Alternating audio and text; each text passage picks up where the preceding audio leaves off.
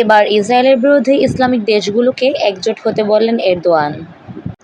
ইসরায়েলের সম্প্রসারণবাদের বাড়তে থাকা হুমকি মোকাবেলায় ইসলামিক দেশগুলোর একটি জোট গঠন করতে বলেন। এই লড়াইয়ে মোকাবেলায় ইসলামিক দেশগুলোর একটি জোট গঠন করা উচিত বলে মনে করেন তুরস্কের প্রেসিডেন্ট রিসেপ তাইয়েপ এরদোয়ান। অধিকৃত ফিলিস্তিনি ভূখণ্ড পশ্চিম তীরে অবৈধ ইহুদি বসতির সম্প্রসারণ অব্যাহত রেখেছে ইসরায়েল। এর বিরুদ্ধে গত শুক্রবার একটি বিক্ষোভ শুরু হয়। আর এই বিক্ষোভে অংশ নিয়েছিল তুর্কি আমেরিকান নারী আয়েশা নূর এজগি আইগিন। ইসরায়েলি সেনারা মাথায় গুলি করে আয়েশা নূরকে হত্যা করেন বলে জানিয়েছেন ফিলিস্তিন ও তুরস্কের কর্মকর্তারা। ইসরায়েলি সেনাদের গুলিতে মার্কিন নাগরিক নিহত হওয়ার ঘটনায় হোয়াইট হাউস থেকে চরম বিরক্তি প্রকাশ করা হয়েছে। সেই সঙ্গে এই ঘটনার তদন্ত করতে ইসরায়েলের প্রতি আহ্বান জানিয়েছে যুক্তরাষ্ট্র। গতকাল শনিবার ইস্তাম্বুলের কাছে ইসলামিক স্কুল অ্যাসোসিয়েশনের আয়োজনে একটি অনুষ্ঠানে এসেছিলেন এরদোয়ান।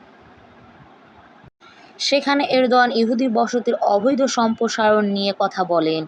তিনি বলেন, ঐক্যই একমাত্র পদক্ষেপ যা ইসরায়েলি দাম্ভিকতা, ইসরায়েলি দস্যুতা ও ইসলামিক দেশগুলোর ইসরায়েলি রাষ্ট্রের সন্ত্রাসবাদ বন্ধ করতে পারে। প্রতিবেশী মিশর ও সিরিয়ার সঙ্গে সম্পর্কের উন্নয়নে তুরস্ক সম্প্রতি বেশ কিছু পদক্ষেপ গ্রহণ করেছে বলে জানান এরদোয়ান।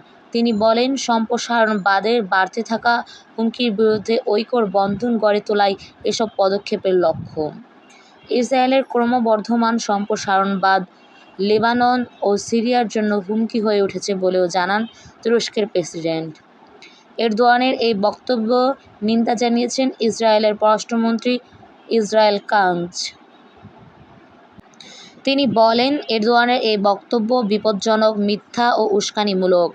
এরদোয়ান ইরানের সঙ্গে মিলে এই অঞ্চলের অপেক্ষাকৃত কম কট্টর দেশগুলোর ওপর প্রভাব বিস্তার করতে কাজ করছেন বলেও মন্তব্য করেন পররাষ্ট্রমন্ত্রী।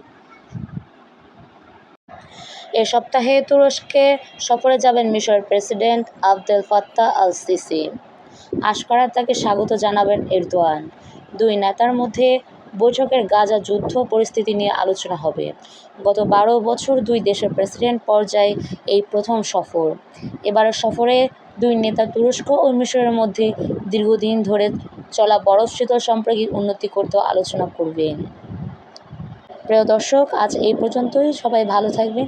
আর আমার ভিডিওগুলো ভালো লাগলে অবশ্যই সাবস্ক্রাইব করবেন, লাইক, কমেন্ট করুন, শেয়ার করবেন।